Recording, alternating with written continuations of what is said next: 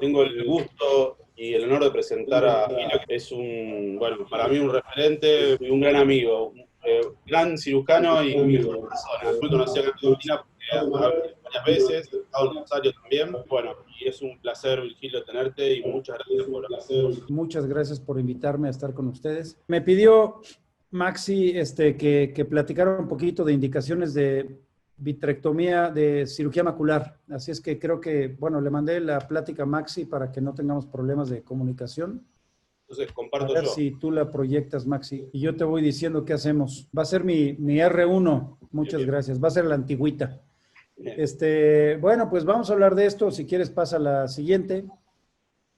Y bueno, aquí lo que quiero decir es que la vitrectomía, como Alberto lo conoce bien, pues ha pasado por diferentes indicaciones. La primera, ya sabemos que fueron cosas que ahora las vemos como ridículas, pero como tal la vitrectomía a 3 puertos, como la hacemos hoy, en la parte macular, pues empezó siendo para cirugía de membrana epirretiniana. Por eso voy de principio a fin entre comillas, porque hasta ahí vamos. Y hay muchas indicaciones, pero quiero tocar solamente 4 y no extenderme en el tiempo. Entonces, la primera es la membrana epirretiniana. El segundo, el agujero macular, que desde el 91 se descubrió que se podía hacer cirugía para esto, porque antes ni se pensaba. Después ya un poquito más avesados a la tracción vitreomacular y luego ya un poco más dentro de, por ejemplo, el edema macular, que pues sabemos que es una condición médica, pero a lo mejor tiene algo que ver la vitrectomía. Entonces vamos a hablar un poquito de membranas epirretinianas. Si quieres pasa a la siguiente. Y como bien sabemos, estas membranas son fibrocelulares. La condición es que deben de ser avasculares, si no hay que pensar en una cosa diferente.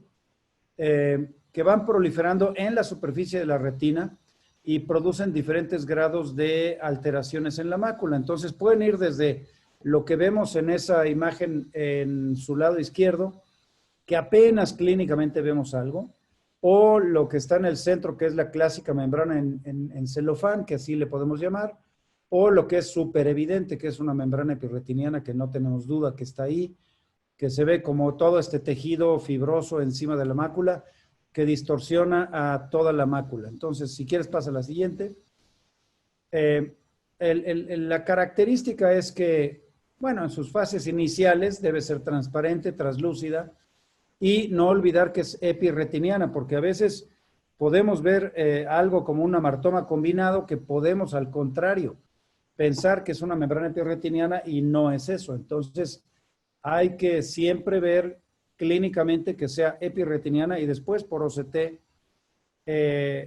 confirmar que es un tejido epirretiniano para hablar de esto. Y es importante porque estas son las que se operan. Y hay muchas veces personas que se equivocan al tener un amartoma combinado y pensar que es una membrana epirretiniana, no le hacen OCT, no confirman y se meten en un problema. Entonces, bueno, ¿qué es lo que pasa? Ya sabemos. Es un tejido, como ya lo dije, está encima de la mácula y conforme se contrae va a provocar una tracción tangencial de la zona macular de todo el polo posterior. Y una de las situaciones que hay es que puede o no tener desprendimiento de vítreo. Lo normal es que tenga un desprendimiento de vítreo posterior, pero bien puede estar todavía adherido en algunas zonas el vítreo posterior. Pero lo común es que se separe el vítreo para que exista esto. De todos modos, cuando lo operamos, tenemos que buscar quitar todo el vítreo posterior. A ver, pasa a la siguiente.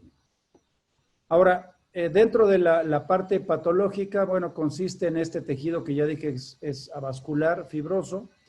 ¿Y qué es lo que tiene histológicamente? Bueno, tiene remanente de fibras vítreas, tiene colágena nueva, tiene fragmentos de la limitante, eso ya desde los 80s.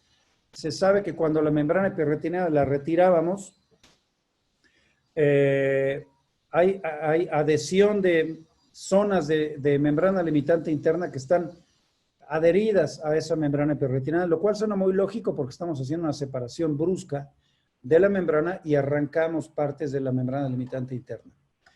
Tiene células gliales y tiene células miofibroblasticas como epitelio pigmentado de retina, que se comporta diferente, astrocitos y macrófagos. Pasa a la siguiente. Los síntomas normalmente son asintomáticas, depende, claro, el grado de severidad, pero cuando avanzan un poco más, entonces empieza el paciente a quejarse de visión borrosa, de tener metamorfopsias y obviamente pues con eso una disminución de la agudeza visual. Pasamos a la siguiente. Ahora, ¿qué hacer con ellas? Bueno, aquí voy a hacer un poco de, y ahorita lo voy a tratar un poquito más adelante. ¿Qué hacemos? Observarlas. Ahí hay que tomar muchos factores, si es unilateral, si es ojo único, la edad del paciente, qué tanto compromete las funciones del paciente. Y yo lo comparo mucho, por ejemplo, con una catarata. Un paciente puede tener 20/30 y el otro ojo tener 20/20, y si ese paciente no le causa impacto en su vida diaria, pues a lo mejor esa catarata de 20/30 se puede observar. Aquí podríamos hacer, creo que más o menos lo mismo. Ahora, importa mucho, y a diferencia de la catarata, una catarata que está en 20/400, la operas y lo dejas en 20/20. Y una membrana epirretiniana que tiene 20/400, lo operas y no va a quedar en 20/20. Entonces, adelante voy a tratar un poquito de esto. Si quieres, regresa a la previa, porque había un poquito más. Bueno, sí, adelante. Esto ya lo traté. Si quieres, la siguiente, exacto. Por eso, en Italia, Govetto y colaboradores hicieron esta clasificación que creo que es muy buena, en donde la ponen en 4 grados y el estadio 1 nos dice que tienes una depresión foveal y que tienes alteraciones y que tienes bien definidas las capas internas. Entonces, ahí lo único que vemos en el estadio 1 es la alteración de las capas superficiales de la retina, pero la fobia, el contorno foveal está respetado. En el estadio 2 perdemos ese contorno foveal y las capas se mantienen todavía preservadas. En el estadio 3 pierdes el contorno foveal, como vemos ahí está plana la fobia, ya no hay depresión foveal, pero ya existen alteraciones de las capas medias de la retina. Y en la 4 ya tenemos obviamente una pérdida completa de la estructura superficial de la retina y tenemos una pérdida importante de la configuración de las capas de la retina. Entonces, esto sirve mucho para entender, de acuerdo a lo que vamos a ver un momento, de cuándo sí operar y cuándo no. Ahora pasa a la siguiente. Y aquí este estudio de Gerardo González, que es mexicano de Monterrey y se fue con David Chao a Toronto, publicaron este artículo que yo creo que es muy bueno, en donde basados en esta clasificación pasada que les mencioné ahorita, estudiaron 88 pacientes pseudofacos y ahí podemos ver que si uno opera a un paciente, si tiene, o sea, quedan con 20/40 o mejor, el 92% de los pacientes que operas en estadio 2. Si los pacientes que quedan con 20/40, ya solamente el 42 si los operas mientras estén en el estadio 3. Y si tú operas un paciente en el estadio 4, solamente el 5% van a alcanzar un 20/40. Entonces, de acuerdo a esto, no hay duda que cuando tú operas un paciente con membrana epirretiniana que tiene buena agudeza visual o que tiene un estadio 2, tienes muy buenos chances de dejarlo en una visión muy útil. Y en cambio, si te esperas a que tenga un estadio 4, entonces solamente el 5% va a tener una visión útil de 20/40 o más. Esto nos dice que una cosa que por lo menos yo siempre pensé, que mientras más pronto los operas, mejor. Yo sé que es una cirugía, no es igual que una faco, siempre hay complicaciones, siempre hay dificultades, pero yo a mis pacientes les digo que más o menos tiene el paciente una posible recuperación de 3 líneas en donde yo lo tome. Entonces le digo al paciente, si usted tiene 20/400 y lo opero, va a recuperar a 20/100.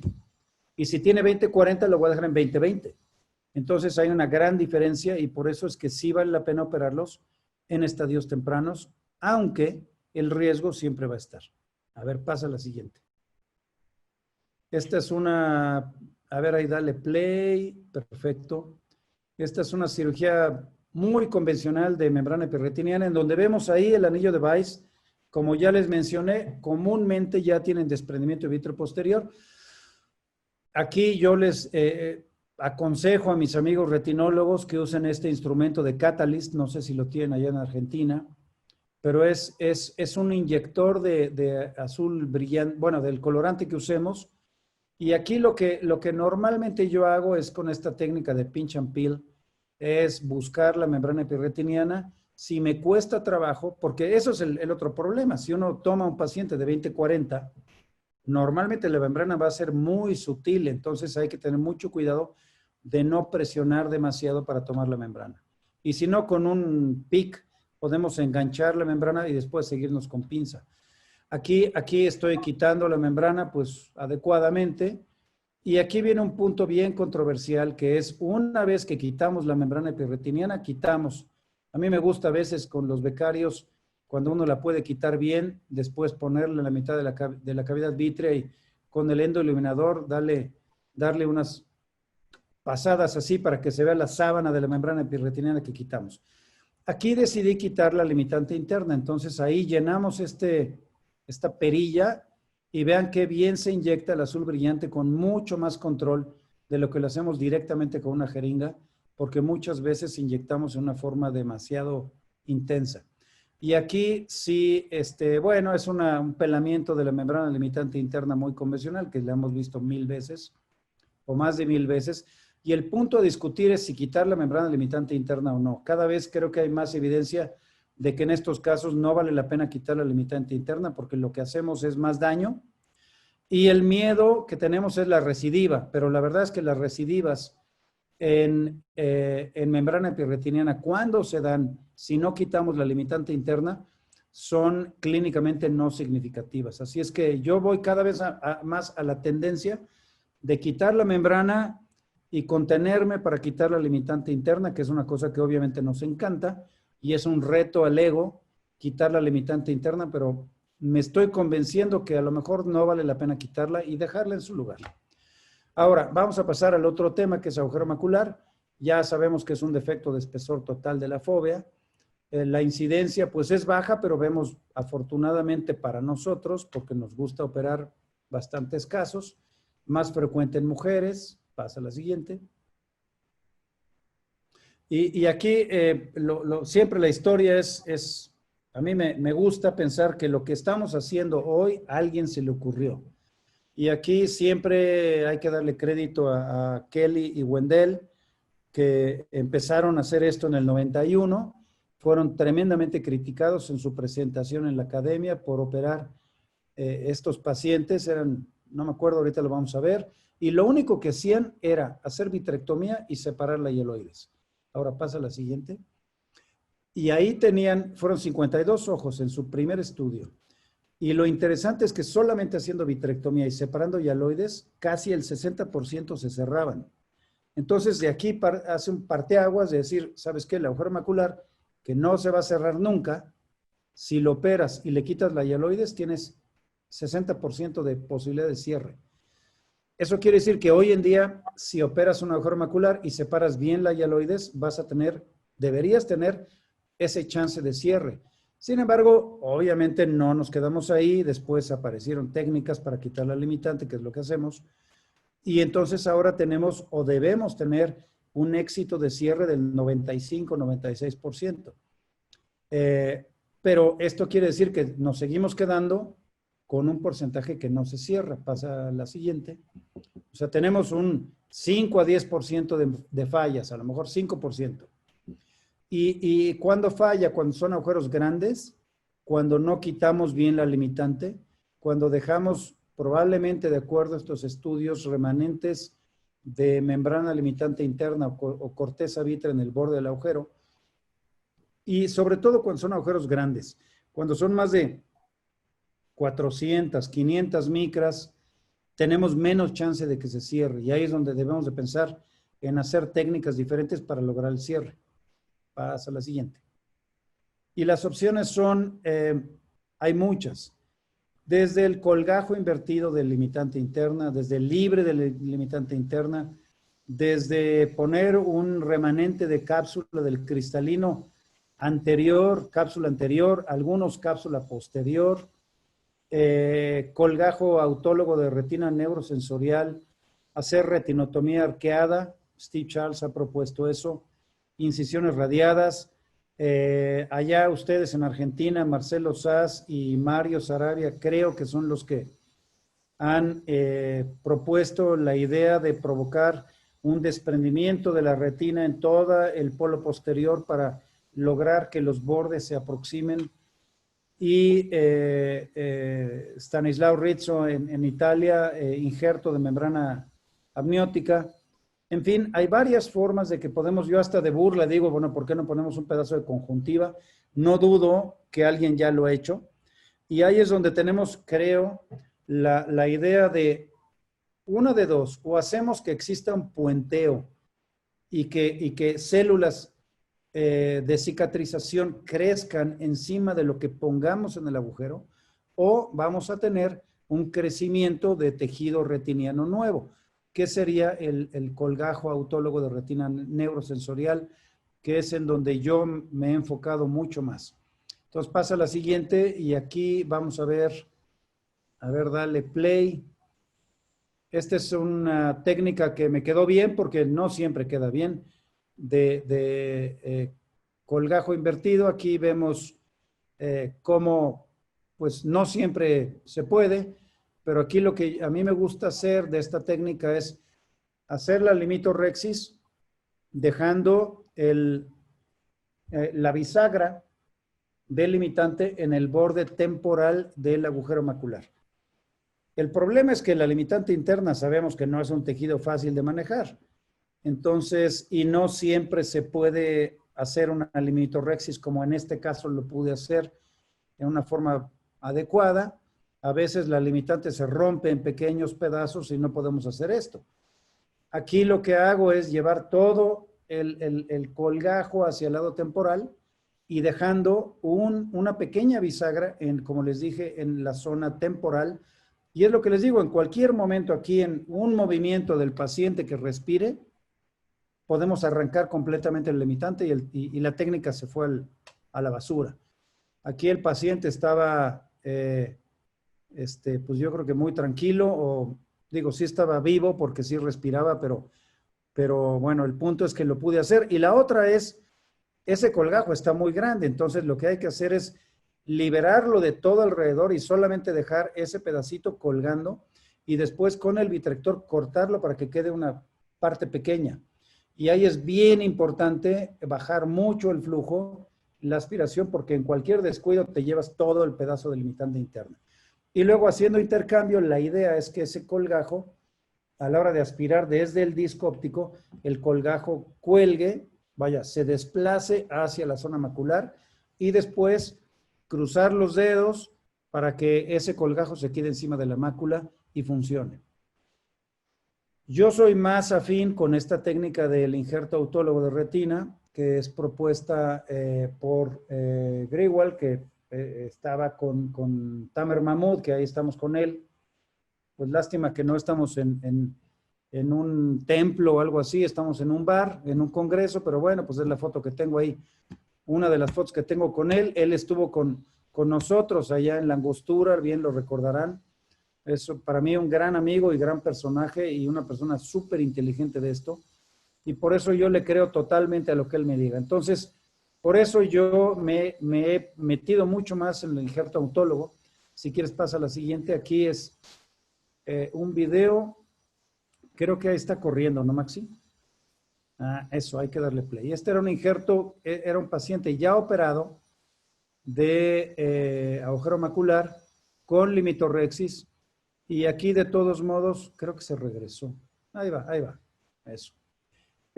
Aquí de todas formas, pues siempre yo les digo a los becarios, aunque te digan que le quitaron la limitante, tú búscalo. Y entonces vuelvo a teñir, veo que no hay limitante. Entonces digo, bueno, ya no hay limitante. Ahora, este fue creo que el primer caso y Siempre que opero una cosa que no conozco, prefiero tener candelabro porque nunca sé cuándo voy a hacer una membrana, digo, una cirugía en la que necesito 2 manos. Aquí lo que a mí se me ocurrió es con una cánula de estas 41 provocar un desprendimiento localizado de la zona del injerto para sentirme más cómodo de cortar, porque aquí tenía tijeras horizontales, prefiero hacerlo con tijeras verticales. Aquí hay errores, aquí la idea no es cortar tejido ya cauterizado, y vamos cortando este injerto de la retina. La verdad es que no es fácil, y el problema es que la retina, curiosamente, una vez que se corta o se separa del resto de la retina, parece de veras una secreción conjuntival, o sea, pierde totalmente su estructura, y aquí pude, por suerte, voltearla, porque digo, la idea es dejar los fotorreceptores hacia el epitelio pigmentado. Aquí hay error, aquí me faltaba el líquido pesado.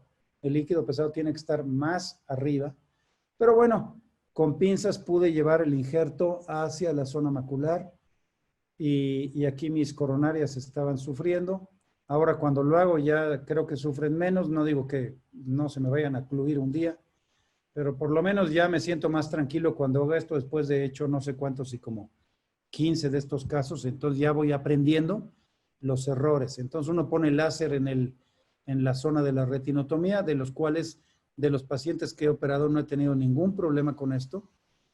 Y aquí en estos casos yo lo que hacía era sustituir el líquido pesado por silicón. Ahora lo que hago es dejar solamente el líquido pesado porque se supone que el oxígeno puede ser transmitido o perfundido mejor a través del líquido pesado que a través de silicón. Se supone que 16 veces más que a través de silicón. Y bueno, pasa la siguiente. Entonces, en estos casos de agujero macular, bueno, hay esto que yo decía, es aquí lo que ocurre es un puenteo de tejido, y dejar que ese tejido que pusimos realmente empiece a, no hay duda que se integra, pero más allá de que se integre, que sea funcional, eso es lo que se busca. Y bueno, si nos vamos a la literatura previa, hay muchos estudios que demuestran que sí puede ser que células, por ejemplo, de Müller aisladas de la retina periférica, sí pueden convertirse en fuente productora de conos y bastones. En fin, hay toda una teoría en donde se podría pensar que, más allá de pensar que esta es una locura, sí tiene bases científicas para pensar que ese injerto puede tener células funcionales. Ahora pasamos a la siguiente. Y esto se llama, o le han llamado, sinaptogénesis, que se aplica no solamente a la retina, sino a diferentes tejidos en donde las células se pueden convertir en algo más. Y no sé por qué no podemos pensar en esto. Yo sé que son células nerviosas, neuronales, como los fotorreceptores, pero a fin de cuentas hay que recordar, por ejemplo, la BRP, a fin de cuentas es una metaplasia del epitelio pigmentado que se convierte en otra célula. Así es que no lo veo tan descabellado, pero bueno, no tenemos todavía evidencia histológica para demostrar esto. Se queda todo en teoría. Ahora pasamos a otro tema, que es la adhesión vitromacular. Como sabemos, la adhesión vitromacular puede ser totalmente asintomática, y a lo mejor si nos hacemos, algunos que ya tenemos años, un OCT, a lo mejor vamos a tener adhesión vitromacular y no pasa nada. El problema es cuando esto se vuelve sintomático y se convierte en una tracción vitromacular, que ahí es donde podríamos pensar cuándo sí operar y cuándo no. Pasa a la siguiente. Y aquí es donde puede pasar de esta tracción vitromacular, puede progresar a hacer un agujero macular, o puede tener una resolución espontánea como a la derecha, en donde se acaba el problema.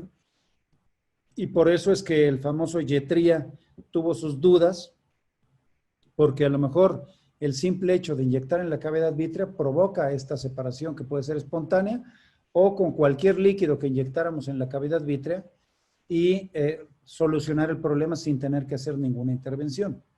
Pasa a la siguiente. Y bueno, cuando esto sí ocurre, cuando sí tenemos una tracción vitreomacular con disminución de la agudeza visual, entonces sí vale la pena hacer cirugía. La idea en este video es preservar este tejido que estaba muy delgado sobre la fóvea, y entonces aquí con triamcinolona, para visualizar muy bien, mi idea era cortar todo el tejido alrededor de la fóvea, porque ahí es donde estaba el tejido residual que traccionaba y levantaba a las capas internas de la retina.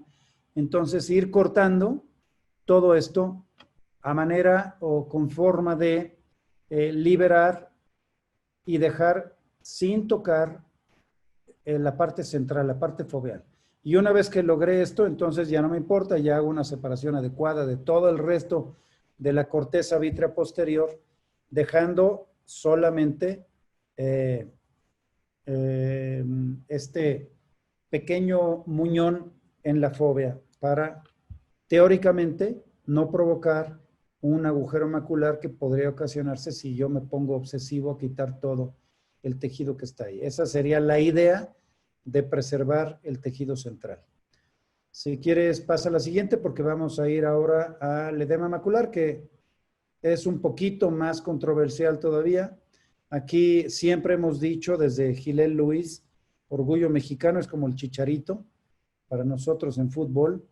Gilel, cuando estuvo en Estados Unidos, era como es el retinólogo mexicano en Estados Unidos, y la verdad es que el tiempo que estaba trabajando pues fue muy productivo, y igual que Donald Gass nos enseñó sin OCT los estadios del agujero macular, Gilel para mí tiene el gran mérito de esto, de ver el edema macular diabético y ver que podía ver con lámpara de hendedura, poder ver que había una hialoides tensa y engrosada.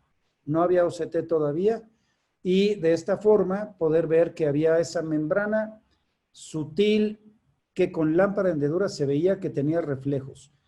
Y ahora lo podemos ver muy bien con OCT, como vemos en el lado izquierdo, pues es esa membrana, y se asocia a una fuga difusa en la angiografía. Y por más que inyectemos anti-VEGF o pongamos esteroides intravítreos, de todos modos sigue fugando. Y de todos modos existe el edema. Entonces ahí es cuando podremos pensar si vale la pena hacer cirugía o no. Paso a la siguiente.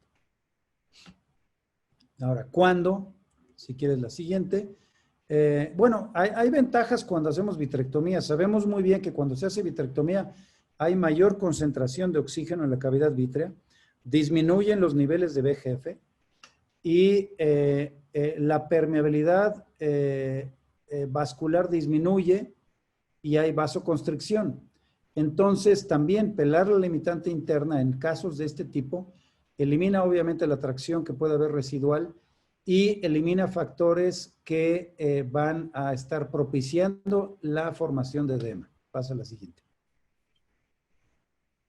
Hay muchos artículos desde el DRCR que tuvieron dos artículos, dos publicaciones, y hay muchas publicaciones a favor y en contra de hacer vitrectomía para edema macular diabético. Pasa a la siguiente, creo que aquí va a estar el video. Nosotros con Nico Krim, que está allá con ustedes en Córdoba y estuvo aquí con nosotros, lo tuvimos que aguantar 2 años. Un muy, muy buen amigo. Publicamos esto acerca de cuándo sí operar y cuándo no, y las posibilidades de hacerlo. La verdad es que no llega uno a una buena conclusión. Aquí en este caso estábamos en un protocolo que no progresó del doctor Landers porque los comités de ética de los centros pusieron trabas, pusieron peros por decir, si tienes un anti-VEGF que funciona bien, entonces ¿cómo vas a someter a un paciente a una cirugía de estas como primaria? Entonces ese fue el problema. Aquí en este caso lo que hago es que había una membrana epirretiniana, la quito, y después, como les digo, ya estamos ahí, y sobre todo en edema macular diabético, pues sí, la idea era quitar la limitante para fomentar una mejor resolución del edema Y la verdad es que operamos, Jerry García y yo estamos en el protocolo que se suspendió. Operamos como 6 pacientes y los pacientes afortunadamente no empeoraron y algunos mejoraron un poco es 1 o 2 líneas. Al día de hoy este tema está muy controvertido, la verdad es que yo rara vez lo he hecho, creo que me confío mucho más en inyecciones intravítreas de anti-VEGF o bien de esteroides y solamente que tuviera un caso muy recidivante a lo mejor pensaría. Y eso también nos lleva a que no tenemos ningún estudio que nos demuestre que primariamente hagamos vitrectomía para estos casos. A lo mejor sería mejor, eso no lo sabemos. Así es que, pues bueno, eso queda todavía en estudio y bueno, pues aquí termino mi presentación de lo que yo considero que son algunas de las indicaciones de cirugía macular al día de hoy. Virgilio, te hago una consulta, una pregunta que surge de la presentación tuya. Con el trasplante autólogo en los agujeros maculares, ¿qué porcentaje en los casos que hicieron de cierre o de mejoría visual, o sea, la parte tanto anatómica como funcional, cómo le fue? Mira, hay una cosa muy interesante que sí pasa. Tú sabes, si me conoces bien, que generalmente soy muy objetivo y siempre con los becarios, yo me burlo y digo el happiness factor, no me importa, porque siempre pasa que presentas un caso y dices, pero el paciente está muy contento, ¿no? A mí no me importa la felicidad del paciente, puede estar ciego y estar contento, ¿no? Porque le regalaste $1.000.000, eso no me importa. Pero lo que sí pasa en estos casos, y sí es bien notorio, es lo que dice Tamer, que los pacientes de entrada, aunque la agudeza visual se quedara igual, pasan de un escotoma positivo a un negativo. Y eso, de veras que lo ves en 2 días de operado, el paciente de tener un escotoma franco, absoluto, el paciente dice que ve a través de, que ya la mancha negra ya no está. Y recuperación de visión, yo no he tenido, como en el artículo original de Tamer, que fueron 4 o 5 coautores, por ahí hay un caso de 2020 que, digo, está publicado y científicamente lo tengo que creer, pero muy adentro no me lo creo. Yo creo que ese paciente no se ocluyó en el otro ojo, no sé. Tengo mis dudas. ¿Y se han Mis cerrado? pacientes sí han recuperado en promedio dos líneas de visión. Bien. ¿Y se han cerrado un porcentaje alto de pacientes con esta técnica? Hemos tenido un paciente en donde se dislocó el injerto. No fue operado por mí, fue operado por Daniela, Daniela Meisner, que fue becaria, y yo estuve con ella, o sea, la hizo perfecta la cirugía. Dejamos líquido pesado, pero bueno, está publicado y se sabe que el injerto se puede dislocar e irse a otro lado. Y ese paciente después, afortunadamente, se sometió a otra cirugía con un colgajo delimitante interna y se cerró anatómicamente. Pero de los pacientes operados, el agujero macular se ha cerrado. O sea, sí ves por OCT, tejido que está encima. Y a mí la verdad, por lo que yo me entusiasmé mucho es porque conforme va pasando el tiempo, vas viendo una integración de las capas de la retina y sí llegas a ver incluso zona de elipsoides. Entonces, falta todavía tiempo para poder decir que esta técnica sea la mejor, pero yo dentro de estas técnicas, yo estoy convencido con esta.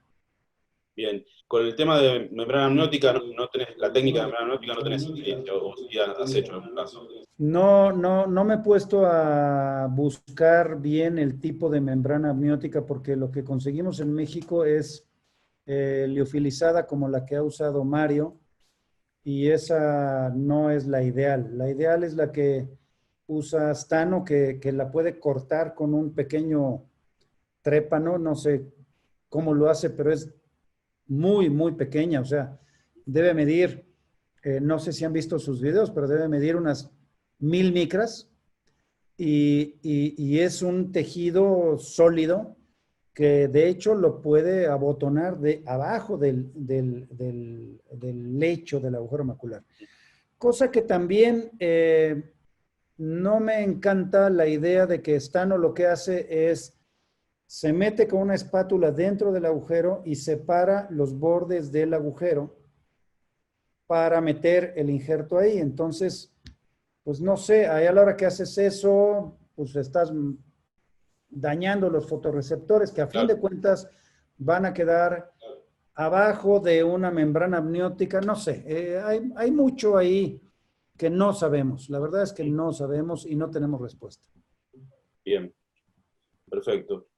Bueno, Virgilio, la verdad que es nuevamente un placer y te tengo que agradecer en nombre de la Sociedad de Oftalmología de Rosario tu valioso aporte, tu colaboración con nosotros. Buena la presentación, muy completa y muy variada. Muy buenos videos también. No, pues muchísimas gracias y perdón si me pasé en el tiempo, pero saben que cuando cuando me hacen hablar de retina médica, a lo mejor cumplo el tiempo, pero cuando es quirúrgica me puedo extender y ese es un pecado que tengo. Pero bueno, ni modo, cada quien es... Cuando son estudios multicéntricos de degeneración macular, lo puedo hablar en 5 minutos y ya. Pero en esto no puedo.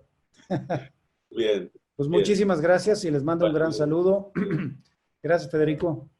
Muchas gracias, Virgilio. Un abrazo enorme desde Rosario. Un saludo para todos. Mil gracias. Por allá por México, Virgilio, un abrazo. Igual, cuídense allá en Argentina, ¿eh?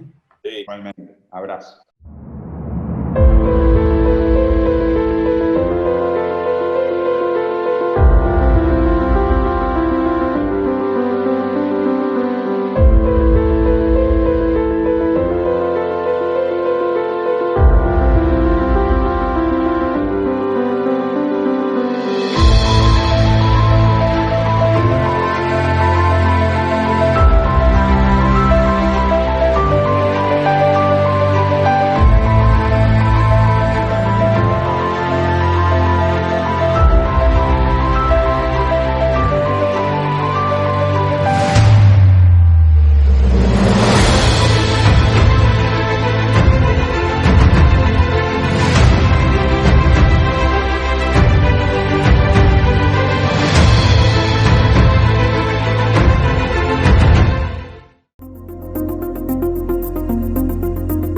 Desde hace 20 años, en Európtica tenemos la mirada puesta en el futuro y hoy más que nunca estamos enfocados en este desafío.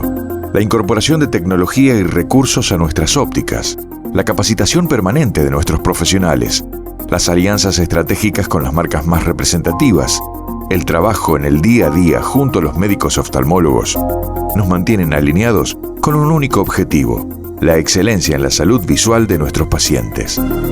Európtica, presentes en 5 provincias con más de 30 locales. Európtica, 20 años ante los ojos de la gente.